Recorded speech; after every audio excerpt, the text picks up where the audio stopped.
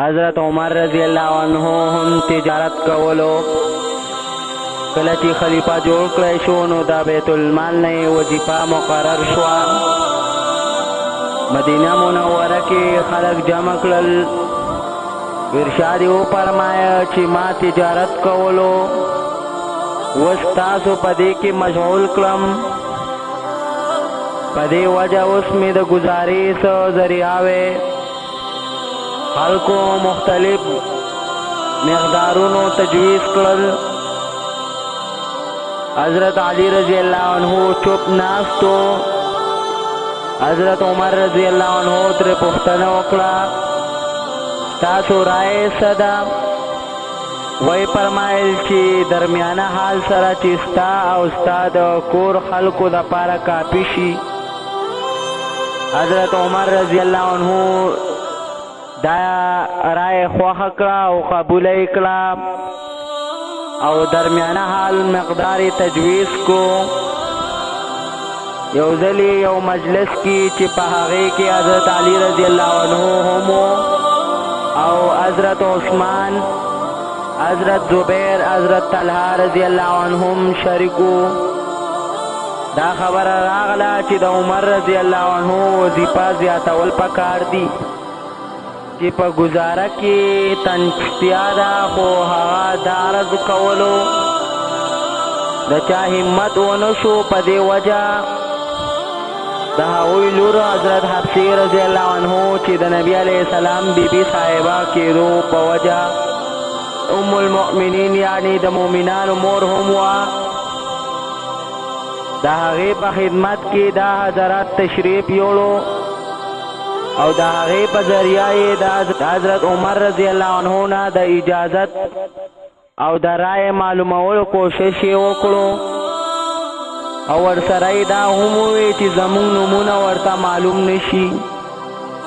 حضرت حفصې رضی اللہ عنہ کله چې حضرت عمر رضی اللہ عنہ ته دا خبره وکړه نو عمر رضی اللہ عنہ په مخ د غصې اثرات ښکاره شول.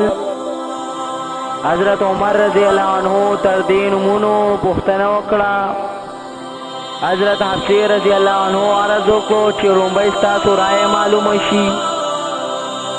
حضرت عمر رضی اللہ عنہ فرمایل که ماته د هغوی نومونه معلوم شوی وی نو د هغوی دا مخونه به مې بدل کړي وی، یعنی د سزاګانې به مې ورکړي وی چې په مخ یې نښې راغلي وی. ته وښایه چې د نبي علیه السلام ښه نه ښه جامه ستا په کور کې څه وه؟ هغې عرض وکړو چې 2 کپړې وې د ګیرو رنګ په شان زیړې وې چې د نبی علیه السلام به د جمعې په ورځ یا څه وفد راتلو په وجه اغوستلې. بیا یې وفرمایل چې کوم خوراک یې ښه نه ښه خوړلی دی؟ عرض یې وکړو چې مونږ خوراک د وربشو ډوډۍ وه.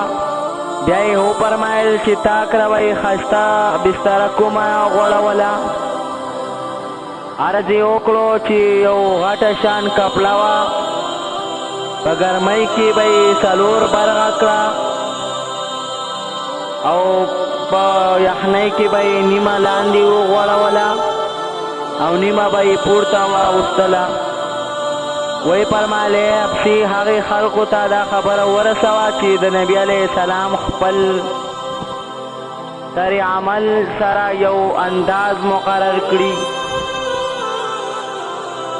او په امید د آخرت باندې بسواله وکړي. زه به هم د نبی علیه السلام تابعداري کومه.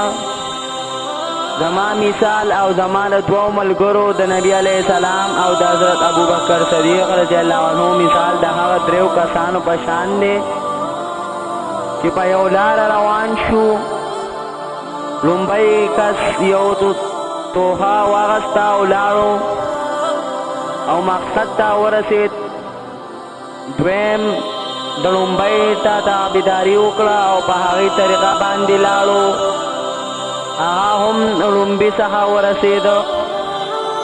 بیا دریم کس تلل شروع کړل. که چیرې هغه د دې دواړو په طریقه لاړو نو هغوی سره به یو ځای شي.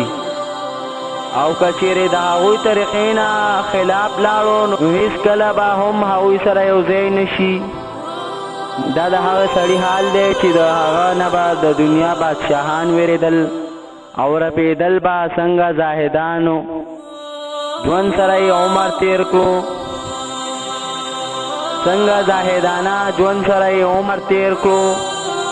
او یو وار یې خطبه لوسته او په لنګ کې 12 پیونده وو چې په هغې کې یو د څرمنې و. یو وار یې د جمعې مانځه لپاره راتلو کې تاخیر وشو، نو چې راغی معذرت یې وکړو چې زما د خپلو جامو انځلو کې وخت ولګېد او دا جامې او د دې جامو نه علاوه مې نورې جامې نه وې. یو وار یې حضرت عمر رضی الله عنه ډوډۍ خوړله، غلام راغی عرض یې وکړو چې د عتبه بن ابي فرقد راغلی دی. دوی ورته دننه د راتلو اجازت ورکړو او ډوډۍ ته یې راوبللو. هغه شریک شو، نو داسې زیږه ډوډۍ وه چې تېرېده نه. هغه عرض وکړو چې چڼ شوي ډوډۍ خو هم کېدی شي. دوی ورته وفرمایل چې آیا ټول مسلمانان معده خوړی شي؟